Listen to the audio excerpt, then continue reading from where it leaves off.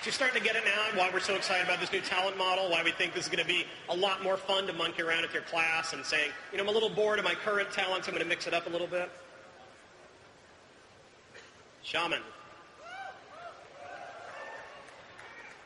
So Frozen Power is the existing Frost Shock roots.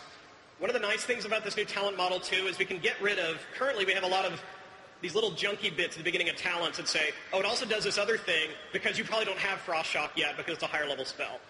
We can get rid of all of that and just kind of simplify and clean up the talents. Earth Grab Totem I mentioned before. It's a big AE root totem.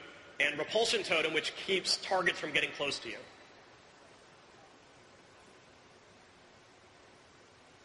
Level 30 is about survivability. The existing Nature's Guardian, which increases your health when you get hurt. Stone Bulwark is a new totem that you drop down to put a shield on you. Remember, there's no buff totems anymore, so you can choose which Earth totem you want to have out here. And then Astral Shift will actually take you into another phase so that you take less damage while you're there.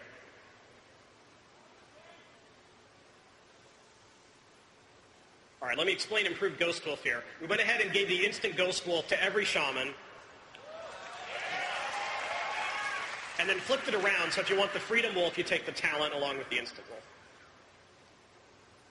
Windwalk will grant all your group immunity to movement impairing effects while it's out.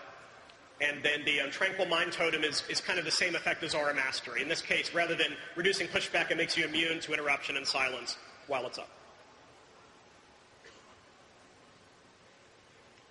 Level 60 is a healing tier. We have a new Healing Tide Totem, which kind of imagine a little tranquility for the Shaman.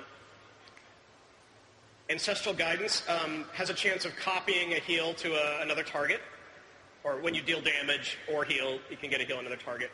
And then Fortifying Waters offers a little bit of damage reduction for Healing Rain.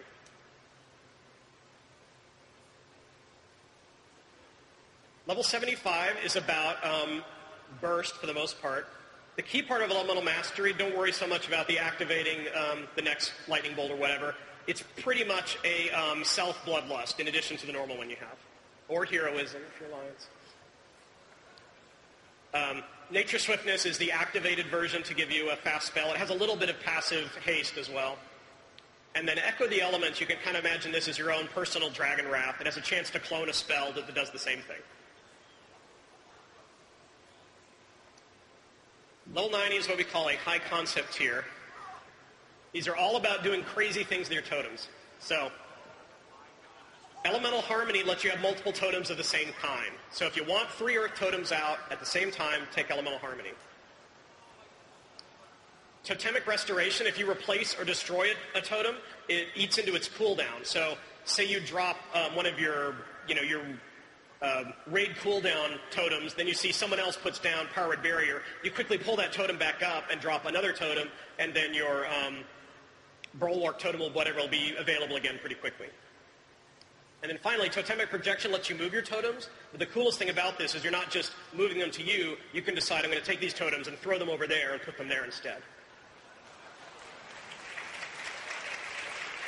So I love this tier because it's 3 super powerful things, and they're all going to feel really exciting, and you can kind of decide which one you want and mix them up over time.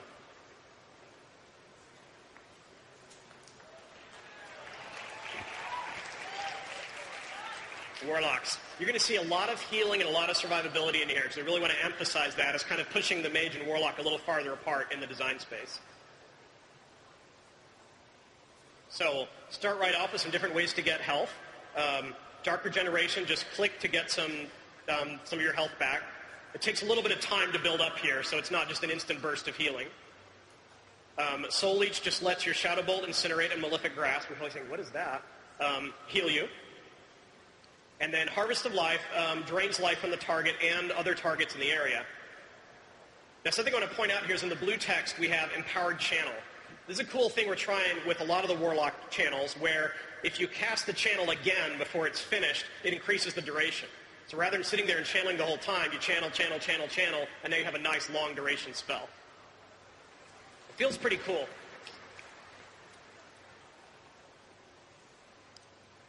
Okay, here are 3 different ways to control the bad guys. You can have an AE Fear or an AE Stun, or you can have Mortal Coil is a new design on Death Coil. It's not about doing damage, but it is about making them run away and healing yourself.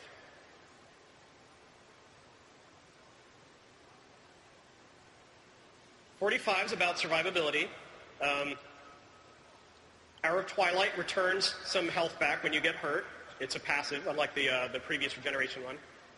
Soul Link shares damage with your pet while it's up with your demon, but the demon has to be alive. And then Sacrificial Pact is the kind of the existing Voidwalker ability. Your pet sacrifices itself, but also makes you immune to damage for a short period of time. Level 60 has 3 ways to heal yourself or avoid damage. Bloodstone's an instant heal. Spell Drain you cast on yourself, and then the next single target spell to come at you heals you for half the damage it would have dealt instead. And the Nether Ward, the transform your Twilight Ward. What Twilight Ward is we just combine a Holy Shadow Ward into one. So you have your ward up, and then if you have Nether Ward, it replaces your Twilight Ward and makes you, reduces damage to that school that you get hit by for 12 seconds. The really cool stuff is in the next 2 tiers. 75 is about your pet, and you can do 3 crazy things here. The Grimoire of Supremacy basically replaces your demon with a more powerful demon. This is permanent and passive, so if you take this, you can have a Shivan or an Abyssal as your pet instead of the current run-of-the-mill Warlock pets. All of these are more powerful. They have slightly more powerful versions of their current abilities. The Grimoire of Service is a 30-second cooldown that lets you have 2 pets out at the same time. And then Grimoire of Sacrifice, this is something else we've heard a lot, is we never really liked the idea of the Destro Lock who just gets rid of their imp and then just doesn't have a pet the rest of the time. But players would tell us, I really like that mechanic. Is there any way of bringing it back? So we thought if the pet wasn't gone permanently, that could be a cool thing.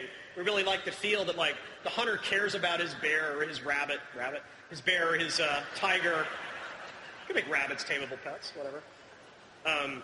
But the Warlock doesn't really care about the demon. The demon's just kind of a tool for the Warlock, and if it makes sense to kill the demon in order to burst your DPS for a little bit of time, the Warlock will probably take that trade. And then level 90 is themed about demons, not your demons, but some really powerful demons from Warcraft lore. All of these do some pretty crazy things. Archimon lets you curse an enemy, which will also take damage you do to that enemy. Kil'jaeden's Cunning lets you cast while moving, straight up. It doubles the cast time or the period of the spell you're casting while you're moving. And then Illidan's Guile lets you do a little bit of splash damage to other enemies in the area with your 3 main nukes there.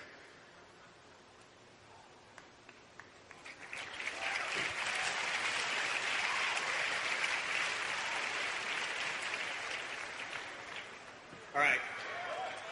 Hopefully the Warriors are all back with their beer by now. So the first tier is the charge tier. And the first thing I have to explain about what we did with charge is we thought it was kind of lame that both Juggernaut and Warbringer were kind of the same talent that lets you use charge in combat. So now charge can just be used in any stance and in combat by any warrior.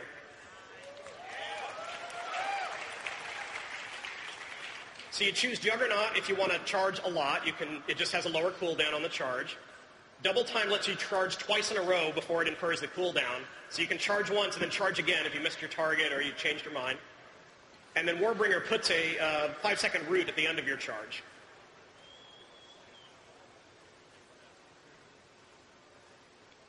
Tier 30 is about survival. We put Enraged Regeneration in here. Again, warriors have a lot of defensive cooldowns, and we thought we could make Enraged Regen a little more powerful if we made it a talent and made you choose it instead of the other 2. Second Wind we also combined with Blood Praise so that it's when you take a stun or an immobilize effect or you just take damage, you can regen some health and rage. And then we liked the idea of Impending Victory, but it never really was as cool as we thought it could be. So this basically turns Victory Rush into a core rotational ability. It adds a rage cost and a cooldown, but you can use it any time.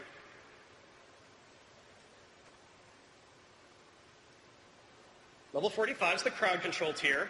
You can have Throwdown, which is your basic stun. You can have Piercing Howl, which is the big AE snare. Or Cripple, think about your auto attack hits, and your Rend Ticks is basically applying Hamstring without you having to do it. I know, but you can only pick one. What are you going to do? Level 60 is about silencing those annoying casters. This is the existing gag order where you're pummeling heroic throwable silence. Root Interruption is a fun talent. It is a DPS increase, but it's so minimal and situational that we're not too worried about every warrior out there taking it. Who knows, the Shaman will probably interrupt before you get to it anyway. And then Disrupting Shout's a new idea. It's an AE interrupt. It's not something we've ever done before, so you can interrupt a whole group at once with this shout.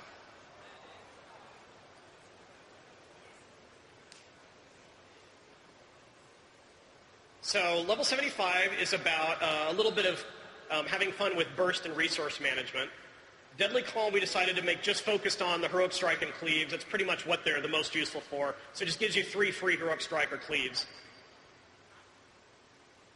Death Wish enrages you, which is important for warriors. They do more damage. They let Fury warriors use Raging Blow. And then it also increases your rage generation during that time. And then Bull Rush is a new idea. Whenever you charge or intervene, it enrages you. So you have another way to get enraged on demand. Maybe you'll see those warriors moving around the battlefield. You can think of fun things to do by getting this and then looking at one of those charge talents on the first tier. And last, and certainly not least, let's let you absorb that for a minute. We just took Shockwave and Blade Storm and made them available to any warrior. And then we knew we needed something really powerful to compete with that. So we went back and looked at Warcraft 3 and we said, hey, that avatar sounds like a really fun ability to give to warriors. In this case, it's not themed just as a defensive cooldown, but increases your damage dealt, gives you excess rage, and makes you immune to movement impairing effects. And one of the things I really like about this tier is if you look at it with Warcraft 3 in mind, here you can see the Blade Master, the Tauren Chieftain, and the Mountain King all here together. You decide which one you want to be.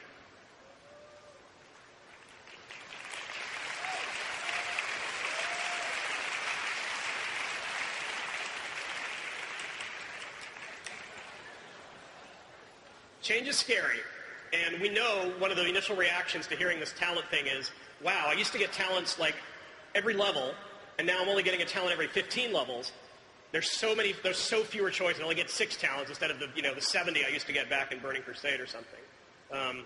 We really want the quality of the choice to be more interesting than the quantity of the choice. We want to focus on very cool talents that make you feel like you're playing differently, you're doing things you could never do before, and less about, well, someone mapped out that this talent over here was a 2% DPS upgrade, so I'm only going to pick 2 out of 3 ranks here. And honestly, what I think most of us did was just go and try to find someone with a good build rather than having fun experimenting ourselves. If you think about your current talent trees, just think about the class you play a lot for a minute, and there's some really cool talents in that tree. Most of those we're just going to give you for free now. So if you pick the right spec, you're going to get all that stuff anyway, and if some we're even going to elevate to the core class level. Then there's the really boring talents, the things that either no one took or were small DPS increases. I mean, you're glad to have them. More DPS or healing or survivability is always nice. They're not super compelling. You're not like, wow, I'm so glad I finally got this thing that made me have more armor. And then there are the actual fun talents, the talents that really felt like game changers. And that's what we want this new talent system to all be about. None of these are set in stone. I'd be surprised if this is what the talent trees look like by the time we ship, but you can definitely see the kind of philosophy, the kind of ideas we're going for. We're going to be super excited to get a lot of feedback. I'm sure it's going to start coming the second we step off the stage here, find out about what's overpowered, what's a terrible idea, what we're going to do to ruin the game with a crazy druid ability or something. There's plenty of time to ask questions. We have 2 Q&As tomorrow that'll be appropriate. We're going to do a class item, the professions QA. And then there'll be a QA with the WoW leads following that. And then I'm going to tell you about an online developer Q&A that we're going to do October 27th, where you guys can write in questions that the class designers can try to answer as a group about what are we trying to do with this ability, or, hey, this tier isn't as interesting as I thought it could be. Thank you very much. Hope you guys are excited as we are.